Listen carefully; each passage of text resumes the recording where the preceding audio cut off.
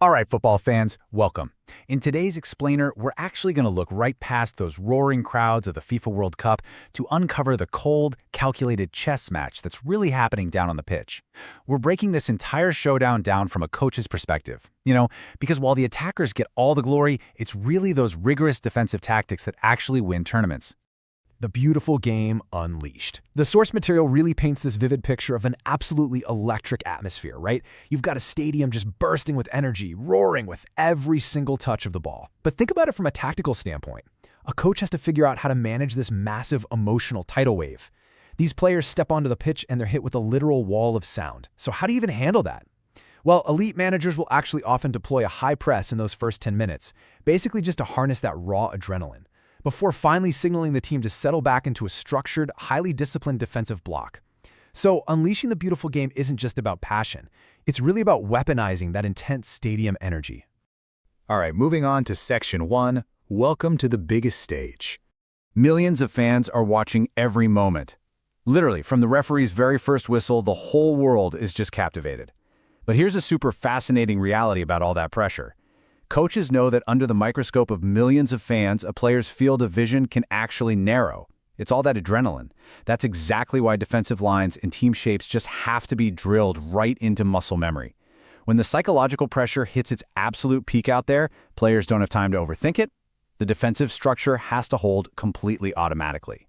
It's a stage where managing psychology is honestly just as critical as the physical game itself. Which brings us to Section 2, the battle for possession. Every pass, every tackle, every shot, the rhythm of a World Cup match is absolutely relentless. But to a coach, possession isn't just about having the ball to score goals. It's actually incredibly vital as a defensive tool. By dominating possession, you essentially starve the opponent of oxygen, and it gives your own defensive line that absolutely crucial time to rest and reset. It's really all about dictating the geographic location of the game. A perfectly timed, aggressive tackle doesn't just stop a counterattack, it literally allows the entire team to shift their shape and regain that absolute control. We constantly see this clash between attacking intensity and creating chances on one side versus crucial blocks and incredible saves on the other. And while the attackers are constantly probing for weaknesses, a team's true foundation is really its defensive shape. It's not just about defenders diving for these desperate last-minute blocks. It's really about maintaining horizontal compactness. You see, a well-coached defense deliberately forces those attackers out into wide, low-percentage crossing areas where the goalkeeper has the ultimate advantage. That incredibly disciplined shape is what stabilizes the whole team when they're under intense pressure. And yet, here is the ultimate frustration for any tactical mastermind.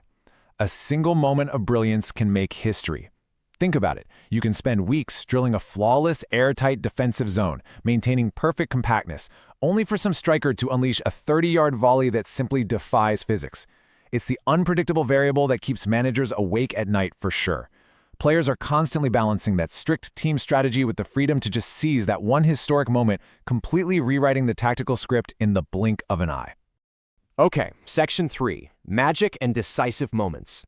In these decisive moments, as the match creeps closer to that final whistle, the strict tactical battles of the first 70 minutes give way to just immense tension. Over in the technical area, coaches are making their final chess moves. This is exactly where you might see a manager completely abandon their starting formation. Maybe they sacrifice a creative midfielder to drop into a rigid five-man backline. They are doing literally everything they can to protect a narrow lead and force the opponent to resort to those desperate, low-probability long balls. The physical exhaustion at this point is immense, but the tactical execution, it still has to remain absolutely perfect.